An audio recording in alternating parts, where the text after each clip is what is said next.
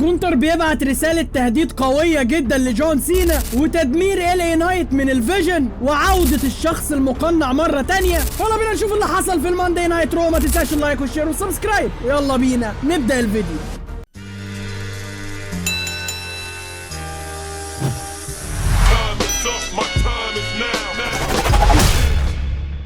افتتاحية عرض الرو جات مع جنرال الحلبة جونتر، الخصم الاخير لجون سينا. واضح انه عنده كلام مهم جدا قبل المباراة. جونتر قبل ما يفتتح كلامه الجمهور بدأ يطلب بوجود جون سينا، ولكن جونتر قال لهم مش عايزكم تحطوا امل كبير جدا علشان جون سينا مش موجود هنا النهارده، انا هنا اللي موجود. ده وقت انا، وقت جون سينا خلاص انتهى. وقت دخولي للرينج النهارده افتكرت فوزي على LA نايت الاسبوع اللي فات، وبقى ليا الشرف ان اكون اخر خصم جون سينا في مسيرته. انا بحترم العمل الجاد والولاء والاحترام الخاصة بجون سينا، علشان كده هو الافضل في التاريخ. ولكن اللي لازم يعرفه انه هيواجه افضل مصارع محترف في التاريخ حرفيا. وبعدين جونتر بيطلب منهم ان هم يعرضوا العد التنازلي لوقت اعتزال جون سينا اللي هو فاضل بالظبط 4 ايام و23 ساعة، علشان جونتر يقول يا جون هزيمتك مش هتكون كافية، لان انا هعمل حاجة محدش هيقدر هيعملها ابدا. انا هقضي على روحك تماما،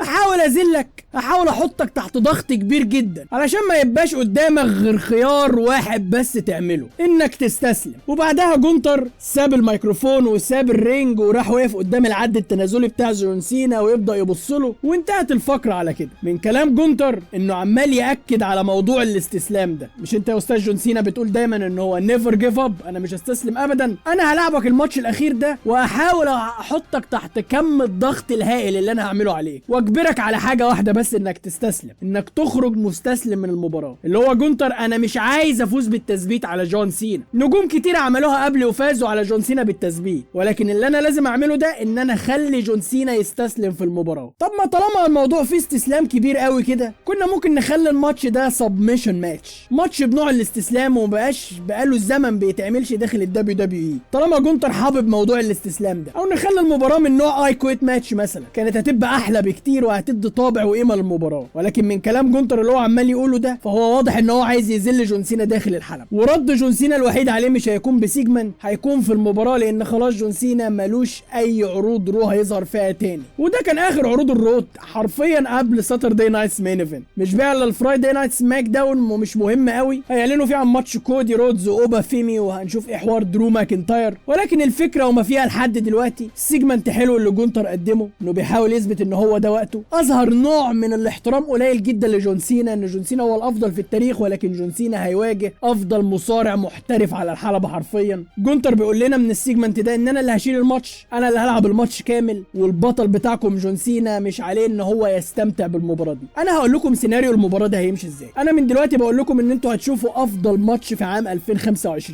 وهو حرفيا انا اتاخرت في تنزيل فيديو افضل 10 مباريات في السنه كلها علشان الماتش ده، لان انا واثق بما ان ده اخر ماتش لجون سينا، جون سينا هيقدم افضل حاجه عنده ضد جونتر. جونتر بيعرف يتكيف مع المصارع اللي قدامه، بس المشكله في اللي هيكتبه سيناريو المباراه. ممكن اللي يكتب سيناريو المباراه الماتش كله يفضل رايح لجونتر وجون سينا يكسب في النهايه زي عاد، او يخسر زي ما عمل مع بروك ليزنر وفاجئنا وما رجعش في المباراه اصلا. هتبقى وحشه لو جون سينا انتهى بالاستسلام، اهانه كبيره لجون سينا، وهتبقى حلوه لجونتر انها تدي دفعه قويه قوي قوي لجونتر. يعني انت عندك كل حاجه هتحصل في المباراه دي، لا حاجه حلوه ولا حاجه وحشه، سواء سينا كسب، سواء جونتر كسب، سواء جونتر كسب باستسلام، سواء جونتر كسب بالعد، سواء جون سينا هو اللي كسب بالاستسلام، سواء جون سينا هو اللي كسب بالعد، كل حاجه حلوه ووحشه. وده بسبب ان الدبليو دبليو يختار جونتر يكون خصم اخير لجون سينا. مش عيب على جونتر، ومش عيب على جون سينا، ومش عيب على الجماهير، هي عيب على قرعه تريبل اتش حرفيا. تقييم السيجمنت جونتر بصراحه يستاهل 4.5 من 5. ويلا بينا نشوف اللي بعده.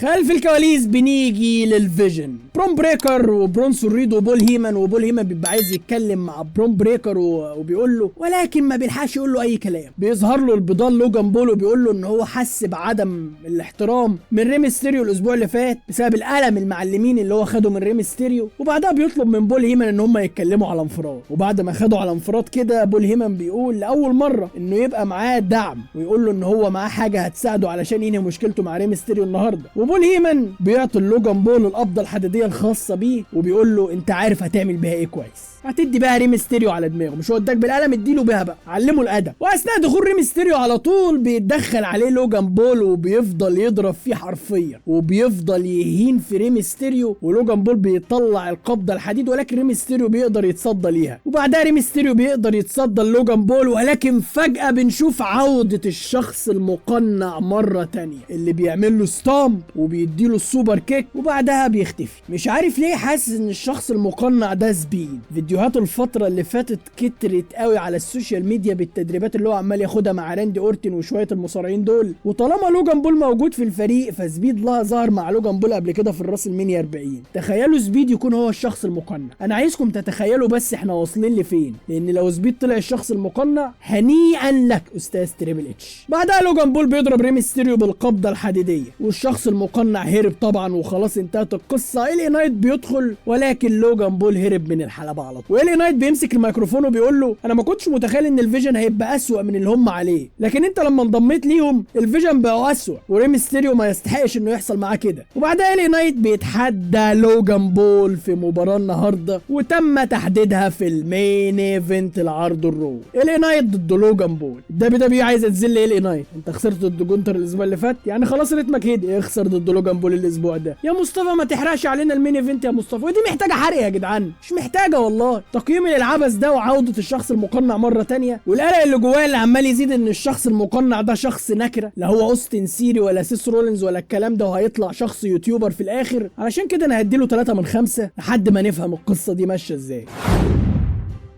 وبعدين على طول بنبدا سريعا للمباراه اللي اتحددت الاسبوع اللي فات. الوور رايدر هيلعبوا ابطال الوور للتاج تيم شامبيون دراجون لي واي جي ستايلز. ايجي ستايلز ودراجون لي عندهم ماتش الاسبوع الجاي في الساتردي نايتس مين ايفنت ضد جوفان ايفنز وليون سلاتر ابطال انكس تي، والعرض كده بيهتم بالشباب فما تتضايقوش قوي لو جونتر فاز على جون سينا، هي واضحه من بدايتها الساتردي نايتس مين ايفنت رايح على فين. المهم النيو داي حضروا المباراه دي وكانوا بيتفرجوا عليها وحاولوا يتدخلوا اكتر من مره في المباراه عشان يشتتوا ايجي ستايلز ودراجون لي. الماتش كان كويس ما بين الوور رايدر وايجي ستايلز ودراجون لي، السيطره كانت ماشيه حلوه من الوور رايدر. دراجون لي في المباراه كان بيحاول يشيل ايفار في كل مره كان بيفشل فيها لان واضح من حجم ايفار كان عامل ازاي. المهم ان في النهايه فوز فريق ايجي ستايلز ودراجون لي وبيقدروا يحتفظوا بالالقاب. بعدها النيو داي دخلوا للحلبه وبداوا يتبادلوا النظرات مع دراجون لي وستايلز علشان فجاه تشتغل موسيقى الاوسوس، جي اوسو وجيمي اوسو الاثنين مع بعض. ماشي، الرقص ده كله واليد ده كله ايه يا جدعان؟ دقيقه واحده، انت يالا مش عيطت الاسبوع اللي فات يالا وكنت متضايق من اللي حصل لك وكنت بتتحول هيل؟ ايه اللي رجعك النهارده؟ استاذ تريبل اتش انت نسيت الحته دي تقريبا، نسيتها بجد.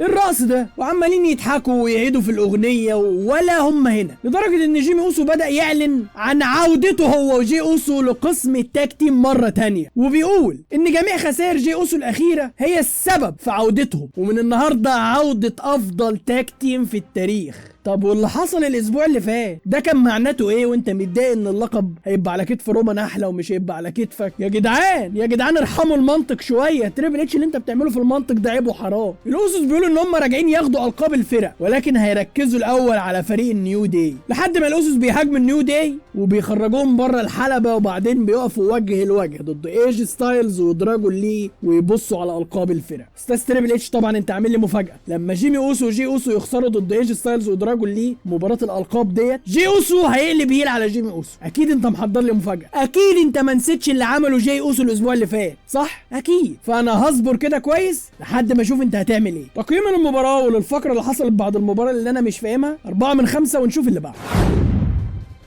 وبيبدا المين ايفنت دخول الميجا ستار المظلوم إلي نايت ضد المافريك لوجان بول ومعاه الوايز مان بول هيمن. الماتش اللي بدا بسيطره على طول من لوجان بول، ولكن إلي نايت بيرجع يسيطر على المباراه مره ثانيه لحد ما لوجان بول رجع يسيطر على المباراه، لحد ما إلي نايت برضه رجع يسيطر على المباراه. بمعنى اصح المباراه كانت ماشيه خد وهات، ده يسيطر شويه وده يسيطر شويه لحد ما دخل الفيجن وتحديدا برون بريكر وبرونسون ريد اللي بداوا يشتتوا في إلي نايت. برون بريكر بدا يشتت فيه وبرونسون ريد استغلها وادى باله واحده بدماغه كده رقت فيها ال نايت على الارض، ولكن الحكم شافهم وطردهم هما الاثنين علشان بعدها ال نايت يستعيد السيطره، وكان بيضرب في لوجان بول بره، والفيجن كانوا بيحاولوا يشتتوا الحكم لحد ما بيرجع الشخص المقنع ده مره تانية وبيعمل ستامب على ال نايت، وبعدها بيدخل ال نايت للرينج ولوجان بول بيثبته وبيكسب ال نايت. قلت لكم ال نايت هيخسر والشخص المقنع اللي خسره. وبعد المباراه ال نايت خد له هجوم عنيف، خد له واحده سبير واثنين تسونامي، والسكيورتي والامن سحبوا ال نايت من الحلبه خالص علشان بعدها بول هيمان يمسك الميكروفون وبيبدا يقول انا النهارده هتكلم عن بطل العالم المستقبلي واللي ثبت بطلكم سي ام بانك في الوار جيمز وهو برون بريكر، وهتكلم عن الترايبال سيف حرامي القبيله الاصلي اللي ثبت رومان رينز بيج برونسون ريد،